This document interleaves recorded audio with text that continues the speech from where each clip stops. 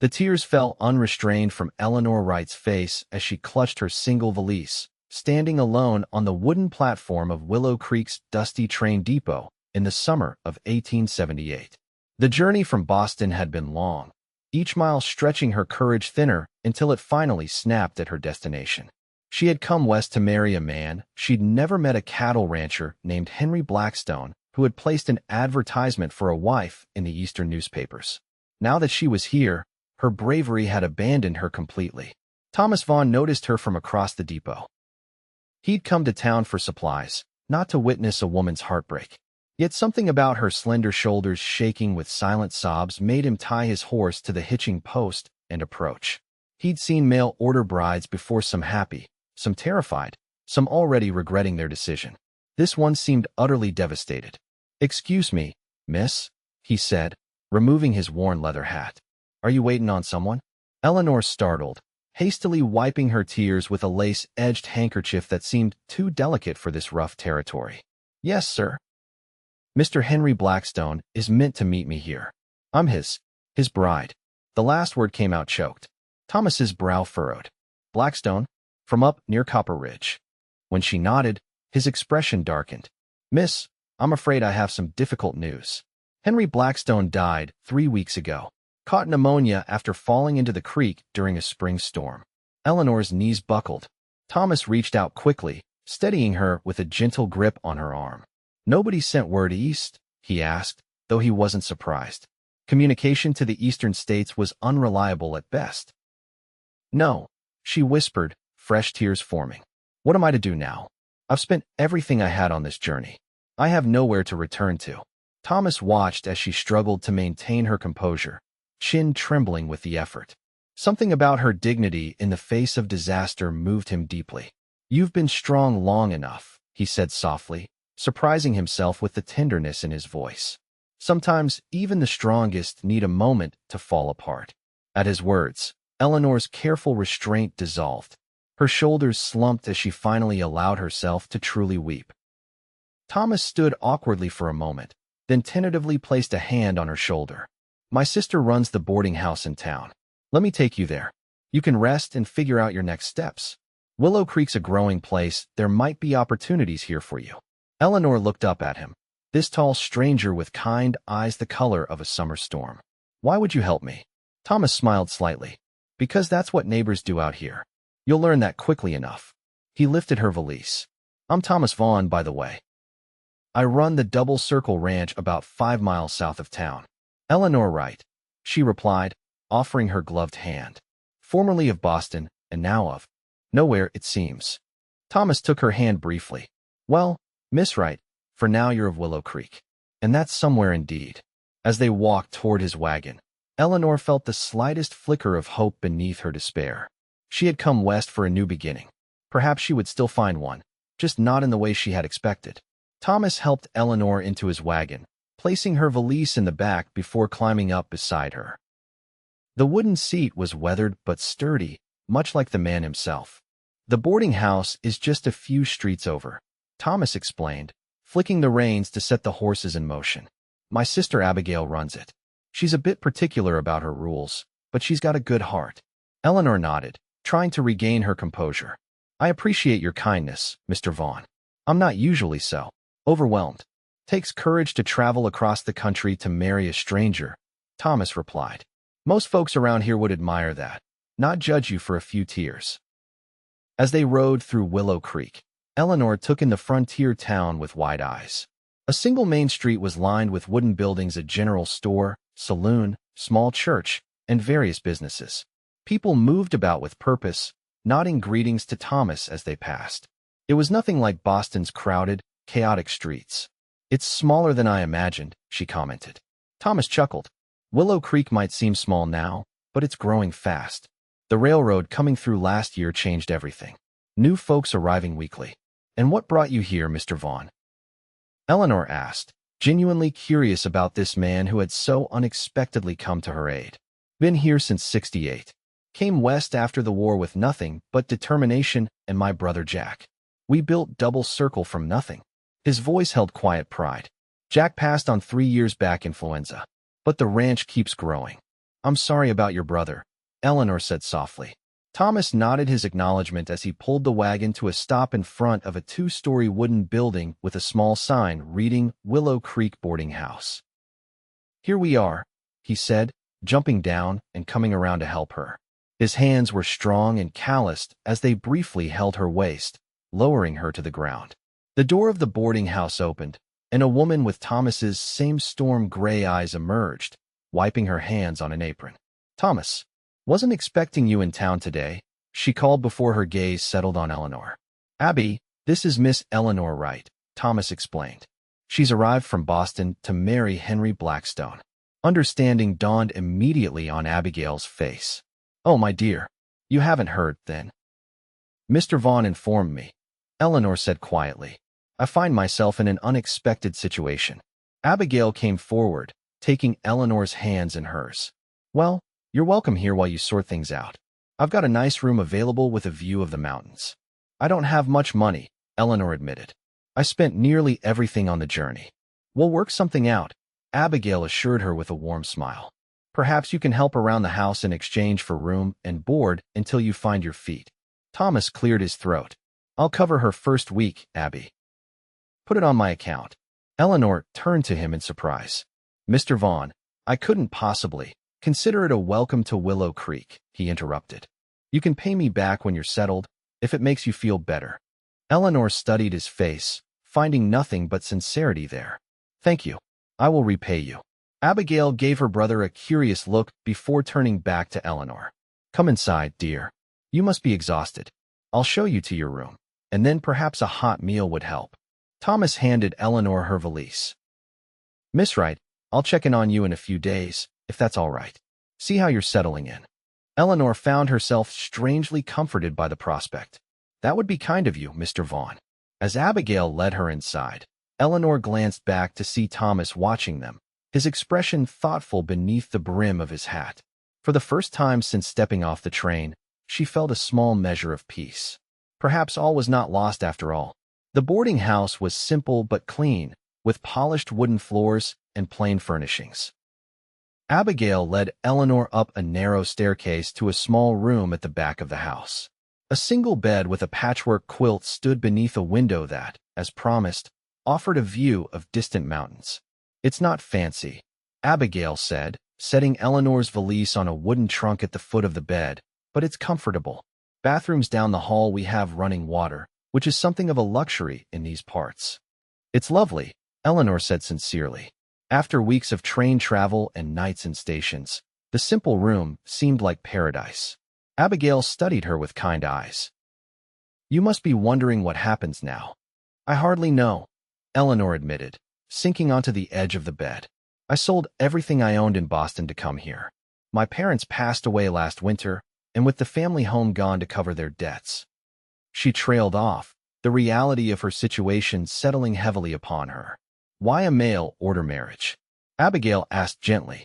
You seem educated, refined. Eleanor gave a small, humorless laugh. What options does a 24-year-old spinster with no fortune have? I could become a governess or companion, but those positions are scarce and often little better than servitude.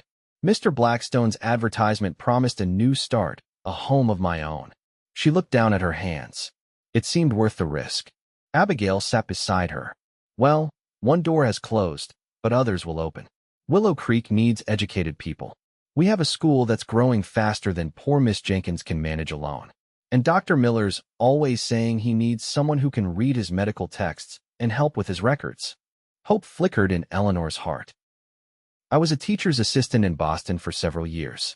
There you are, then. You rest today, and tomorrow we'll see about introducing you around town. Abigail stood. I'll bring up some dinner shortly. We eat breakfast together downstairs at 7, if you'd like to join us in the morning. After Abigail left, Eleanor unpacked her few belongings: 3 dresses, undergarments, a Bible, a small photograph of her parents, and several well-worn books. She placed the photo on the small bedside table and changed from her travel-stained clothes into her second-best dress. Standing at the window, she gazed out at the rugged landscape. The mountains in the distance were nothing like the gentle hills of Massachusetts. Everything here was bigger, wilder, more dramatic. like the man who had come to her rescue, Thomas Vaughn, with his quiet strength and unexpected kindness. Eleanor had come west expecting to be a wife by nightfall. Instead, she found herself alone in a strange town, dependent on the charity of strangers. Yet somehow, she felt an odd sense of freedom. Perhaps here, in this wild place, she might forge a life truly her own. The next morning, Eleanor joined the boarding house residents for breakfast. Besides Abigail, there were 4 other boarders: an elderly shopkeeper, a young clerk from the bank, a widow who worked at the general store, and a quiet man who repaired wagons at the livery. "Everyone," Abigail announced. "This is Miss Eleanor Wright, newly arrived from Boston. She'll be staying with us for a time." The others welcomed her warmly, asking polite questions about her journey west. Eleanor was grateful they didn't pry into her circumstances, though she suspected Abigail had already explained the situation. After breakfast, Abigail took Eleanor on a tour of Willow Creek. The town was larger than it had first appeared, with side streets sprouting from the main thoroughfare. They visited the general store, where Abigail introduced her to the owner, Mr. Peterson. "Always need help during busy seasons," he told Eleanor. "Keep that in mind if you're looking for work." Next was the small schoolhouse at the edge of town, where Miss Jenkins, a harried-looking woman in her 30s, was attempting to teach children ranging from 5 to 16 years old. 28 students now, Miss Jenkins told them during a brief break. "Was 12 last year. I've been begging the town council for an assistant." Miss Wright was a teacher's assistant in Boston, Abigail mentioned. Miss Jenkins's eyes lit up. "Were you indeed? Perhaps you might come by tomorrow? Let me show you our curriculum." Eleanor agreed readily, hope building within her.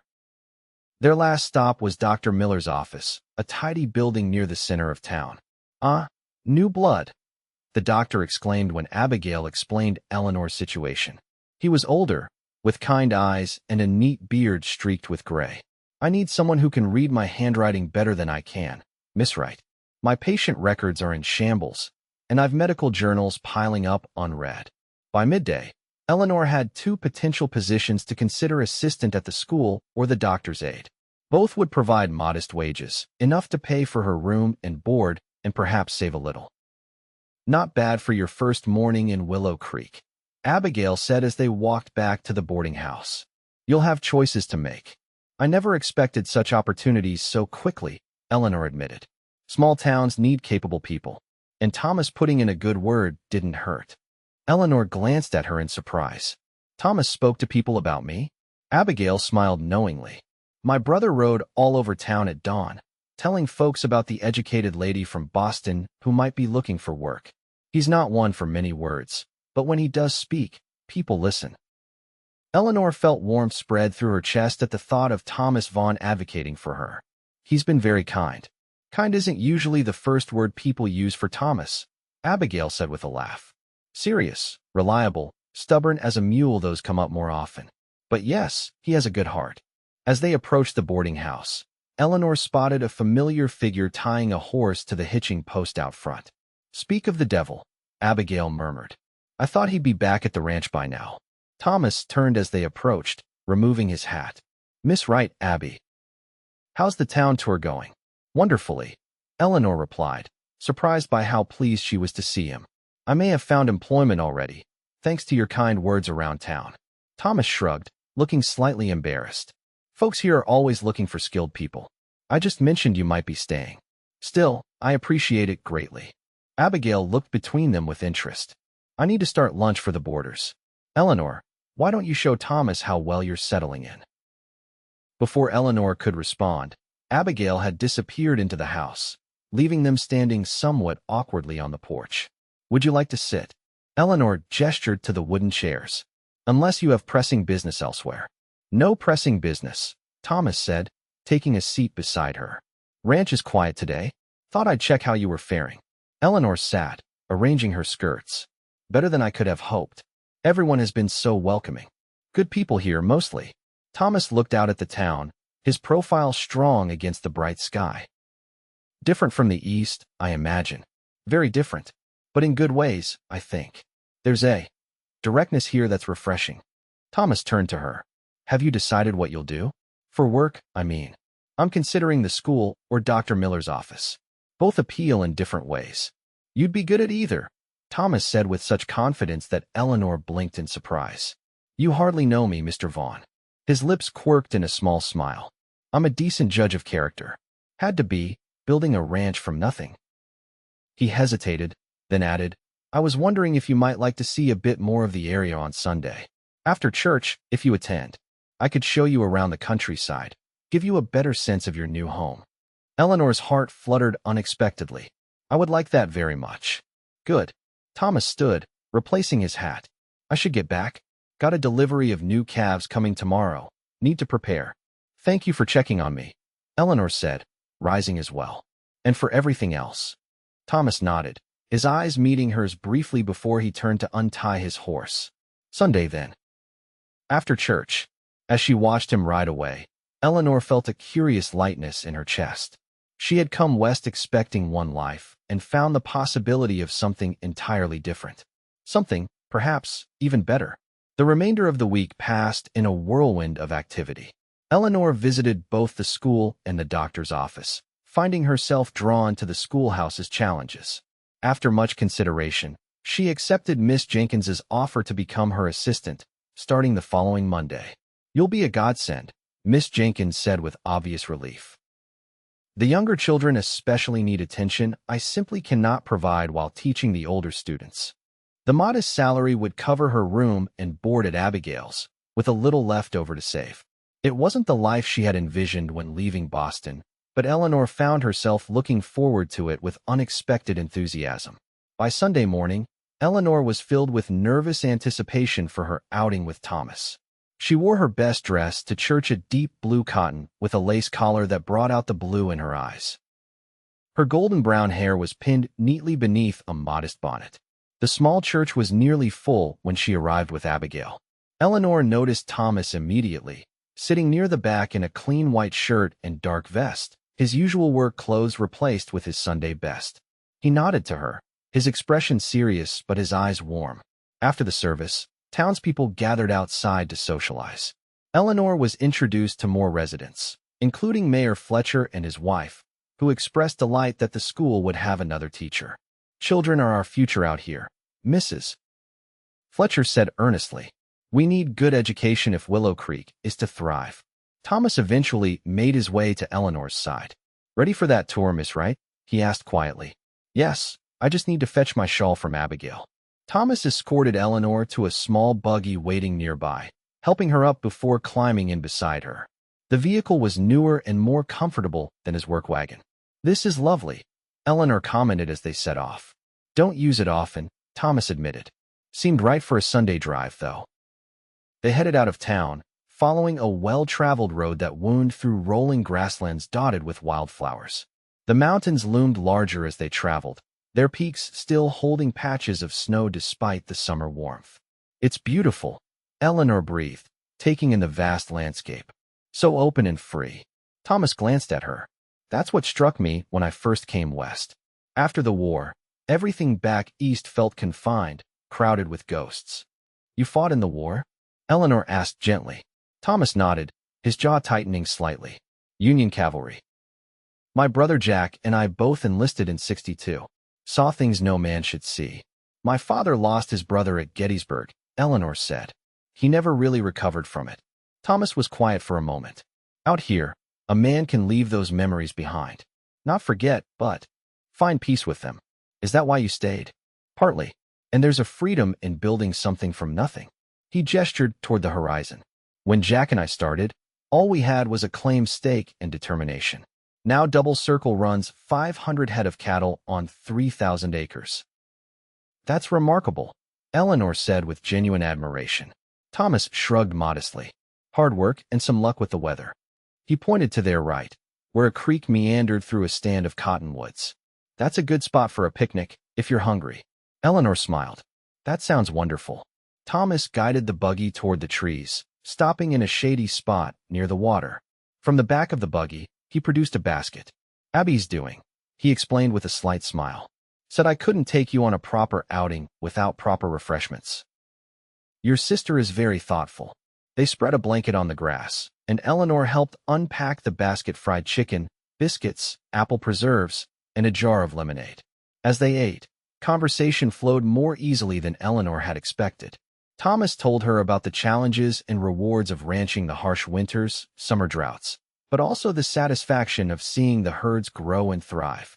Eleanor shared stories of Boston, her years teaching children of wealthy families, and her dreams of having her own school someday. "Why did you agree to be a mail-order bride?" Thomas asked finally, the question direct, but his tone gentle. "You seem like a woman who could make her own way." Eleanor looked out at the flowing creek, considering her answer. "After my parents died, I felt adrift. Teaching in other people's homes was becoming unbearable, always the outsider, never having anything truly mine." She met his eyes. Mr. Blackstone's letter described a small ranch, a need for a partner rather than just a wife. Someone to help build something lasting. It appealed to me. Thomas nodded slowly. Blackstone wasn't a bad sort. Kept to himself mostly, but honest in his dealings. He would have treated you well, I think. "And now I'll never know," Eleanor said softly. "But perhaps it's for the best. Coming here has forced me to rely on myself in ways I never imagined. There's freedom in that, too." Thomas studied her, his gray eyes thoughtful. "You're a surprising woman, Eleanor Wright." The use of her first name sent an unexpected warmth through her. "How so?" "Most women arriving to find their intended husband dead would be on the first train east. You're making a home here instead." Eleanor smiled. "Perhaps I'm finally where I belong." The words hung between them, filled with possibility neither was ready to acknowledge. Instead, they packed up the remains of their picnic and continued their tour. Thomas showed her local landmarks, the river where gold had been discovered a decade earlier, sparking the town's initial growth, the mountain pass that became impassable in winter, the rolling hills where his cattle grazed in summer months. As they drove, Eleanor began to understand the land's harsh beauty and the character it built in those who chose to make their lives here. By the time they returned to town, the sun was beginning to set, painting the sky in brilliant oranges and pinks. Thomas walked Eleanor to the boarding house door, hat in hand. "Thank you for today," Eleanor said. "I feel I understand Willow Creek much better now." "My pleasure," Thomas replied. He hesitated, then added, "Perhaps you might like to see the ranch sometime. Sunday next, if you're free." Eleanor smiled, her heart quickening. "I would like that very much." As Thomas said goodbye and walked back to his buggy, Eleanor watched him go with a curious feeling of anticipation. She had come west seeking security and purpose. She hadn't expected to find a man whose quiet strength and integrity called to something deep within her. Eleanor's first day at the schoolhouse was both exhausting and exhilarating. Miss Jenkins, please call me Mary, had assigned her the youngest students, ages 5 through 8, while Mary taught the older children.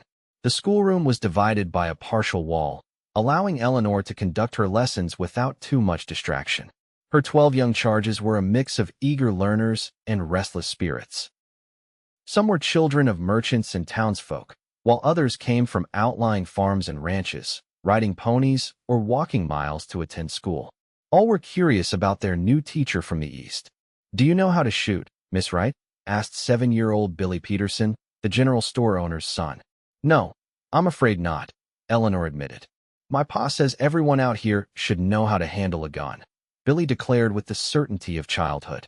"Well, perhaps someone will teach me someday," Eleanor replied diplomatically, redirecting the class to their alphabet practice. By the end of the day, Eleanor's voice was hoarse from reading stories and singing learning songs, but her spirit was buoyed by the children's enthusiasm. She had found her purpose here, at least for now. As the week progressed, she fell into a comfortable routine. Mornings and afternoons at the school, evenings helping Abigail with chores at the boarding house in exchange for reduced rent. She began meeting more townspeople, finding herself welcomed into the community with surprising warmth. Throughout the week, Eleanor found her thoughts returning often to Thomas.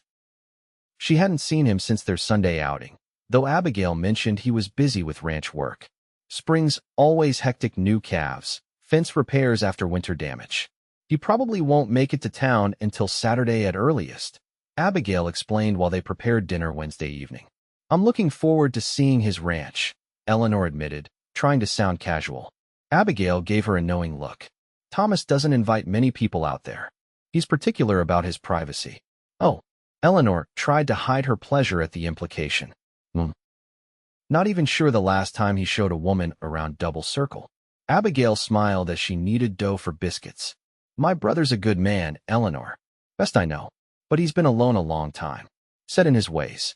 We're just becoming friends, Eleanor protested, feeling her cheeks warm. Of course, Abigail agreed, though her tone suggested she thought otherwise. Just be patient with him. The war left scars that aren't visible. Eleanor nodded, understanding.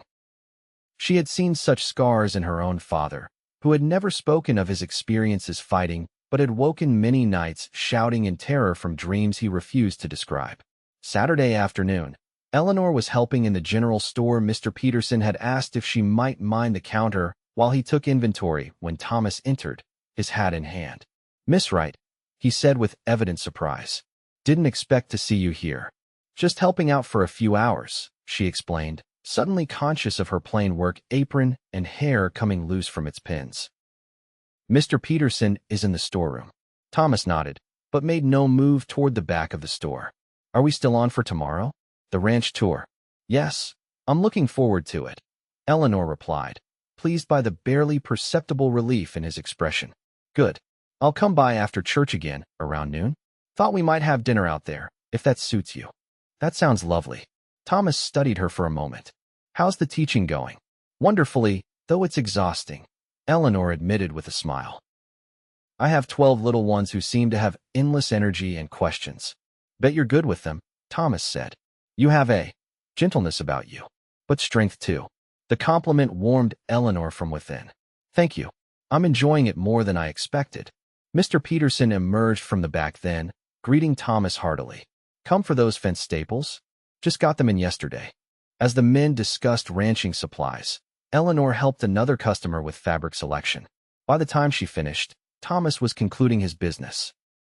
See you tomorrow, Miss Wright, he said as he left, touching the brim of his hat in a small salute. Yes, tomorrow, she echoed, aware of Mr. Peterson's interested gaze. Thomas Vaughn's taking you out to Double Circle? He asked when Thomas had gone. Just to show me more of the area, Eleanor explained. Mr. Peterson nodded sagely. Known Thomas since he and Jack first staked their claim. Never known him to invite a lady out to the ranch before. He winked at Eleanor. Not one for gossip, but folks will be talking. Eleanor felt her cheeks flush. There's nothing to talk about. We're simply friends. Course you are, Mr. Peterson agreed with a knowing smile. But if it ever becomes something more, you should know you'd be hard-pressed to find a better man in 3 counties. That evening, Eleanor spent more time than usual preparing her clothes for Sunday, pressing her best dress and mending a small tear in her shawl. As she worked, she tried to temper her growing feelings for Thomas Vaughn. She had known him barely 2 weeks, far too soon for genuine attachment. And yet, there was something about his quiet integrity, his straightforward manner, that called to her in a way no man ever had. Perhaps it was simply gratitude for his kindness when she had been at her lowest.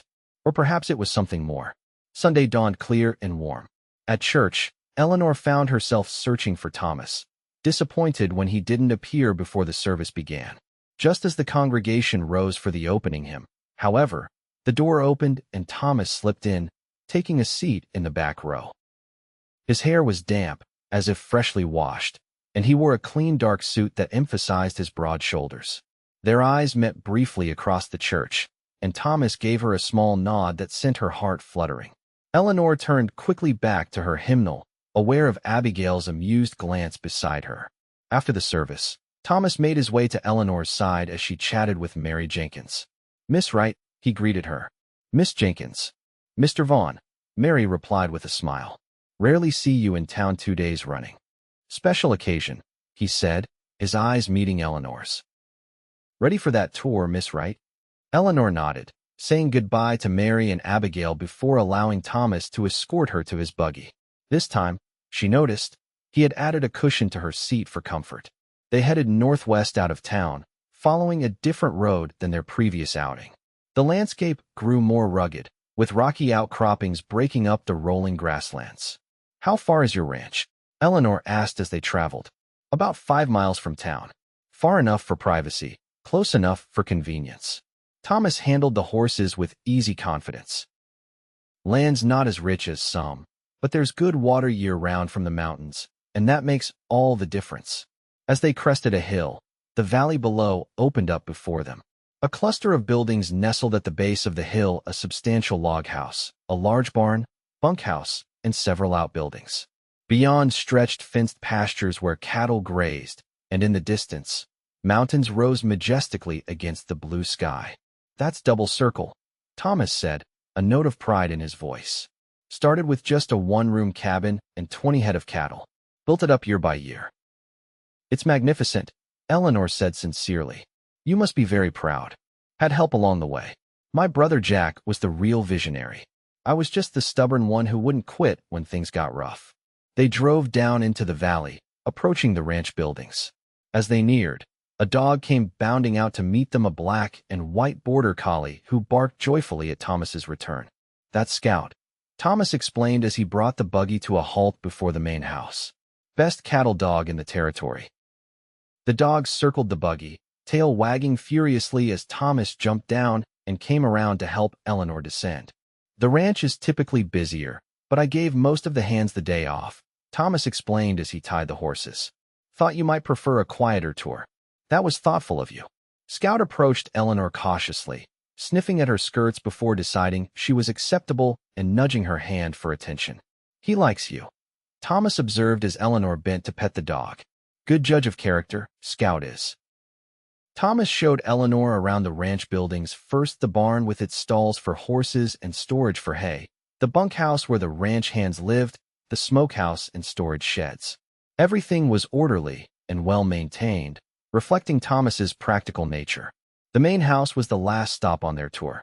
Built of substantial logs with a stone foundation, it was larger than Eleanor had expected, 2 stories with a wide porch wrapping around 2 sides. "Jack and I built this 5 years ago," Thomas explained as he opened the front door. The original cabin got to feeling cramped as the ranch grew. Plus, Jack always said we needed a proper place, something that would last generations.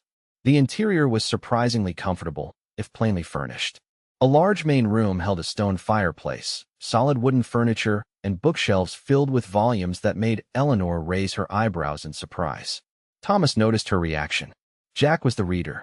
Left me his collection. I've added to it over the years, not much else to do during winter evenings."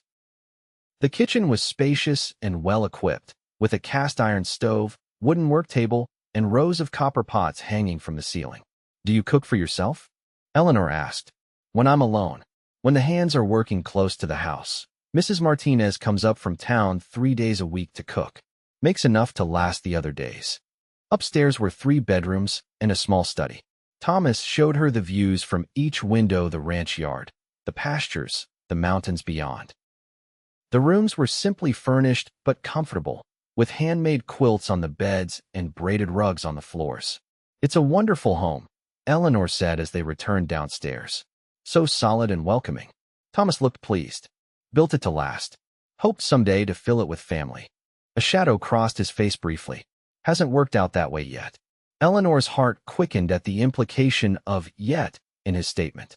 Before she could respond, Thomas moved toward the kitchen. "Mrs. Martinez left dinner for us. Just needs heating. Would you like to sit on the porch while I get it ready?" Eleanor offered to help, but Thomas insisted she rest and enjoy the view. On the porch, Eleanor settled into a comfortable rocking chair, watching as the afternoon sun cast long shadows across the valley. Scout lay at her feet, seemingly content with her company. The ranch had a peaceful beauty that Eleanor found deeply appealing. It was easy to imagine a life here, mornings watching the sun rise over the mountains, evenings on this porch as the stars appeared, children playing in the yard, cattle grazing in the distance. She stopped herself, surprised by the direction of her thoughts. She barely knew Thomas Vaughn, yet found herself imagining a future that included him. It was foolish, premature, and yet, she couldn't deny the pull she felt toward both the man and this place he had built. Thomas joined her shortly, carrying a tray with coffee and 2 plates of beef stew, freshly baked bread, and apple pie. "Mrs. Martinez is an excellent cook," he said, handing her a plate. "One of the ranch's greatest assets." They ate companionably, watching the sun begin its descent toward the mountains. The stew was hearty and flavorful, the bread still warm. Tell me about Boston, Thomas said after a while. Do you miss it? Eleanor considered the question carefully. I miss certain aspects, the libraries, the concerts, the bustle of the city. But I don't miss the constraints, the rigid social expectations. She looked out at the open landscape. There's an honesty here that's refreshing. People value you for what you can contribute, not your family name or connections. Not without its hardships, though, Thomas pointed out. Winters can be brutal. Summers sometimes bring drought. And there's isolation. Weeks can pass without seeing anyone beyond the ranch. Every life has its challenges, Eleanor replied. The question is whether the rewards outweigh them. Thomas studied her. And do they? For you, I mean. Here in Willow Creek. I believe they do, Eleanor said softly. I came west seeking something I couldn't define. Perhaps it was simply the freedom to discover who I truly am, away from others' expectations. Thomas nodded, understanding in his eyes. That's what the West offers, at its best. A chance to define yourself by your own actions, your own choices. As the sun touched the mountains, painting the sky in brilliant colors, they fell into comfortable silence. Eleanor felt a sense of contentment she had rarely experienced, sitting beside this quiet, thoughtful man in the home he had built through determination and hard work. When it was time to return to town, Thomas seemed reluctant to end their day. He drove more slowly than necessary, pointing out features of the landscape as twilight settled over the prairie. At the boarding house door, he hesitated before saying goodbye. I enjoyed showing you the ranch, he said, his voice lower than usual. I enjoyed seeing it, Eleanor replied. It's a special place. You should be proud of what you've built. Thomas looked down at his hat, turning it in his hands. Would you? That is, I was wondering if you might consider coming out again. Perhaps next Sunday. Eleanor felt warmth spread through her chest. I would like that very much. Thomas's eyes met hers, and for a moment, Eleanor thought he might say something more. Instead, he simply nodded. Good night then, Miss Wright. Good night, Mr. Vaughn. As Eleanor watched him walk away, she acknowledged the truth she had been avoiding. She was falling in love with Thomas Vaughn, his integrity, his quiet strength, the gentle heart beneath his reserved exterior. Whether anything would come of these feelings remained to be seen, but she could no longer deny their existence. The following weeks established a pattern that gradually became the framework of Eleanor's new life. Weekdays were devoted to teaching, with evenings spent at the boarding house helping Abigail or preparing lessons. Saturdays often found her assisting at the general store or joining the ladies' sewing circle, where she was gradually accepted into the community's rhythms. And Sundays became precious. After church, Thomas would drive her out to Double Circle, where they would spend the afternoon talking, reading, or simply enjoying each other's company. Sometimes they rode horses to explore farther reaches of the ranch, Thomas patiently teaching Eleanor horsemanship skills she had never needed in Boston. With each passing week, Eleanor found herself more drawn to Thomas, and she sensed his growing attachment to her as well. Yet a certain hesitancy remained between them, neither quite ready to acknowledge the shifting nature of their friendship. Spring gave way to summer, bringing longer days and the bustling activity of the growing season.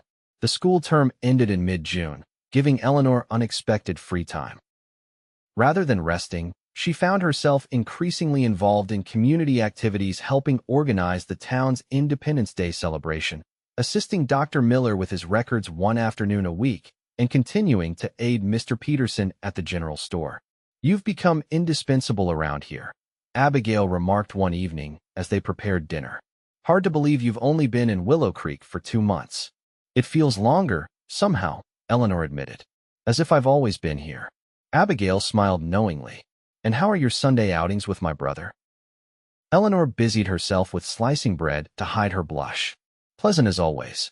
He's teaching me about cattle ranching. And is that why you come back with that particular glow every Sunday evening?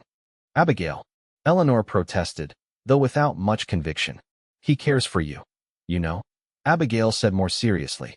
I've never seen him like this, making excuses to come to town midweek just to accidentally run into you at the store or the schoolhouse.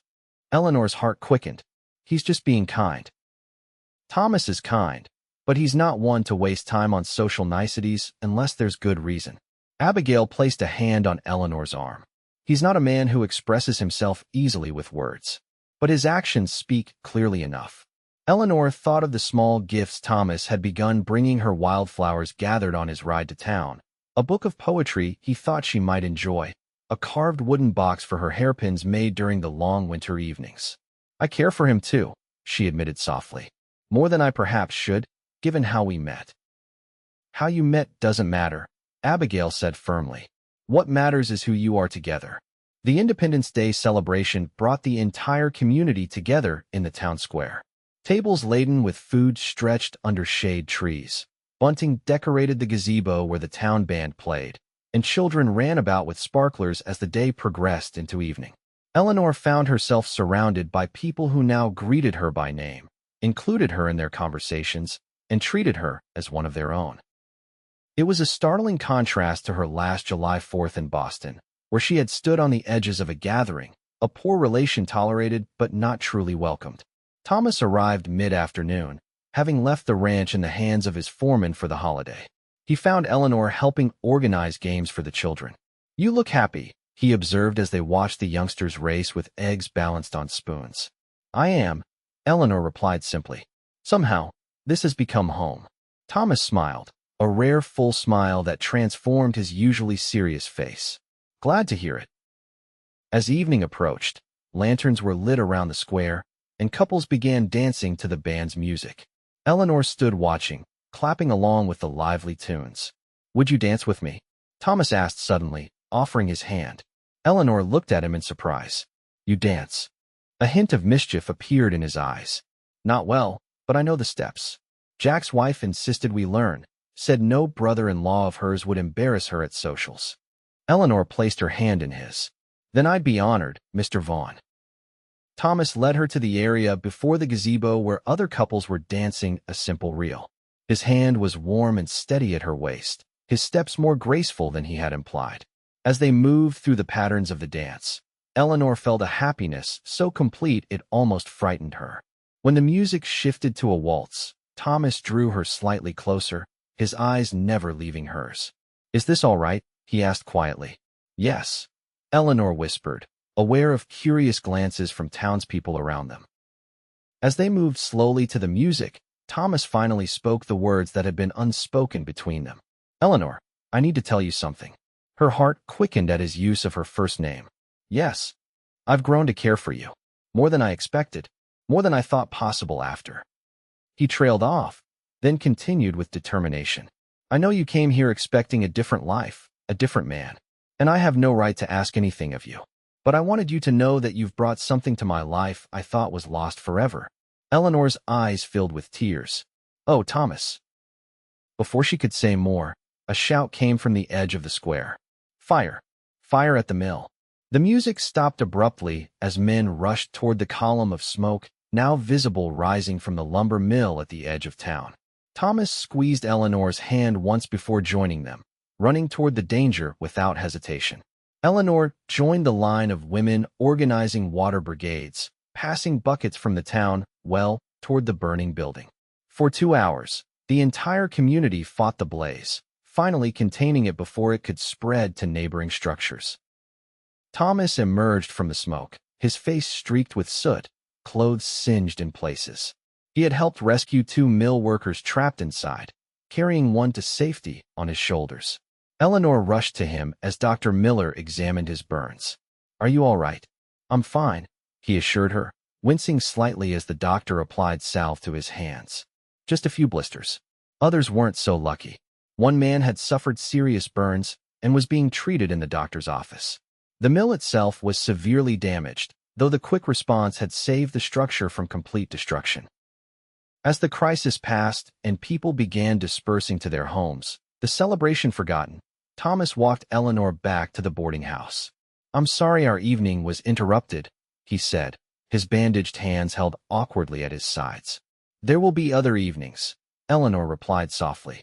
She hesitated, then added, "What you were saying, before the fire." Thomas looked at her in the moonlight, his expression vulnerable in a way she had never seen before. "I meant it, Eleanor. Every word. But you don't need to respond now. Take time to think." Eleanor reached out, gently touching his cheek. "I don't need time, Thomas. I came west seeking a husband. It's true. But fate brought me something better, the chance to find a man I could truly love, not out of necessity or convenience, but from knowing his heart. She took a deep breath. And I do love you, Thomas Vaughn, more than I thought possible in such a short time. Thomas's eyes widened. For a moment, he stood frozen. Then, with a groan, he pulled her to him, his bandaged hands careful even in his emotion. I love you, Eleanor Wright, he whispered against her hair. Have almost from the first moment I saw you crying at that depot. Eleanor laughed softly, tears of happiness spilling down her cheeks. When you told me I'd been strong long enough. Yes. Thomas drew back to look at her. And now, if you'll let me, I'd like to be strong for both of us. For all our days. Understanding his meaning, Eleanor's breath caught. Thomas, are you asking? Not well, apparently, he said with a rueful smile. Eleanor Wright, would you do me the honor of becoming my wife? Not because you need a husband or I need a wife, but because I believe we belong together. Yes, Eleanor said simply. Yes, with all my heart. Thomas bent his head, his lips meeting hers in a gentle, reverent kiss that held both promise and restraint. When they parted, both were smiling despite the tears in their eyes. Sunday, Thomas asked, will you still come to the ranch? Every Sunday, Eleanor promised. And soon, every day. News of their engagement spread quickly through Willow Creek. Most expressed delight and approval, though Eleanor noticed a few disappointed glances from young women who had perhaps harbored hopes regarding the eligible rancher. Abigail was openly thrilled. I knew it from the moment he brought you to my door, she declared. Never seen my brother look at anyone the way he looked at you. They agreed to a September wedding, giving them time to make proper arrangements. The school board readily agreed that Eleanor could continue teaching after her marriage, at least until they found a replacement should she eventually wish to devote herself to the ranch. The summer weeks passed in a blur of happiness for Eleanor. She and Thomas spent every possible moment together, learning each other's histories, sharing hopes for their future.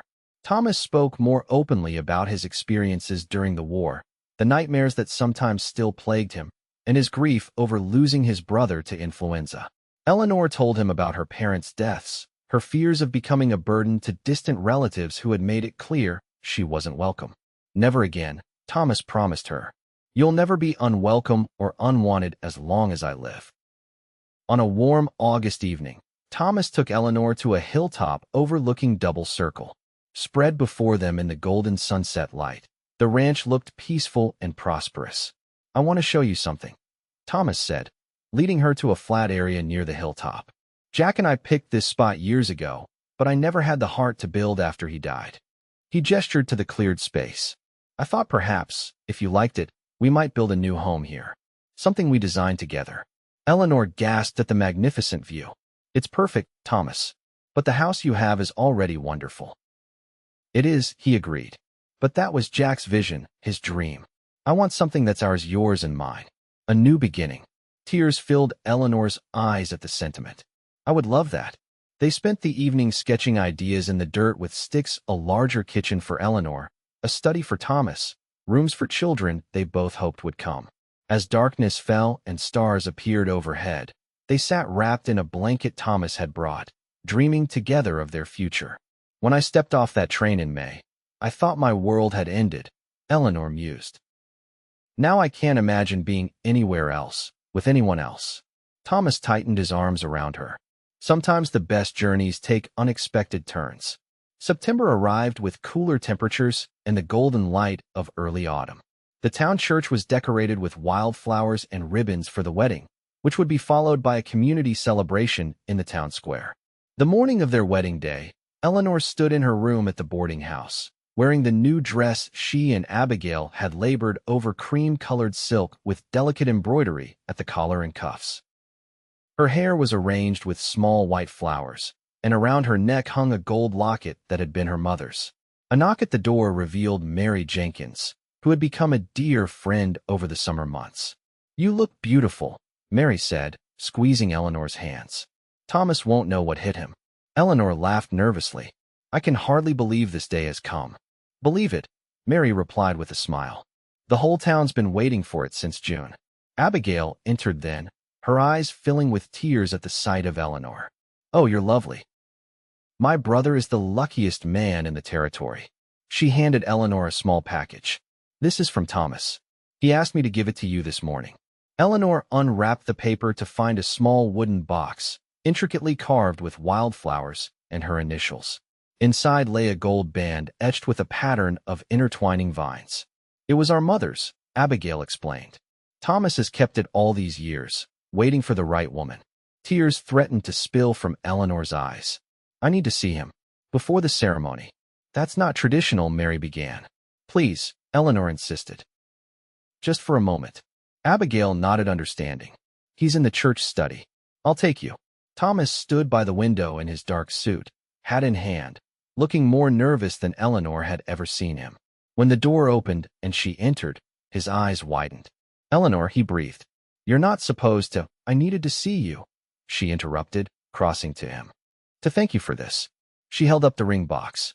And to tell you that I love you, Thomas Vaughn. Whatever comes, whatever challenges we face, I will never regret choosing this life with you.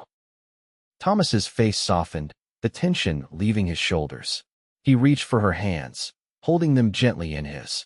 When I saw you at that depot, crying your heart out, something in me recognized something in you. I didn't understand it then, but I do now. He pressed his forehead to hers. You're the other half of my soul, Eleanor. The part one didn't even know was missing.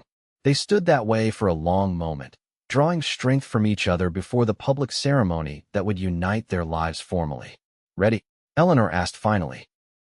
Thomas smiled, the special smile he reserved only for her. Ready. The church was filled to capacity as Eleanor walked down the aisle on Mayor Fletcher's arm, the older man having offered to stand in for her father. Thomas waited at the altar, his expression a mixture of awe and tenderness that made Eleanor's heart swell with love. The ceremony was simple but deeply moving. They exchanged vows they had written themselves, promising to support each other's dreams, to face life's challenges together, to build a home filled with love and respect. When Thomas slipped his mother's ring onto Eleanor's finger, his hands were steady, his eyes clear with certainty. I now pronounce you husband and wife, the minister declared. What God has joined together, let no man put asunder. Thomas kissed his bride with gentle reverence, and the church erupted in applause and cheers.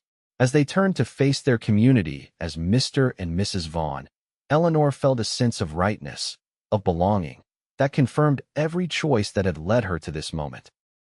The celebration lasted well into the evening, with dancing, feasting, and toasts to the couple's happiness.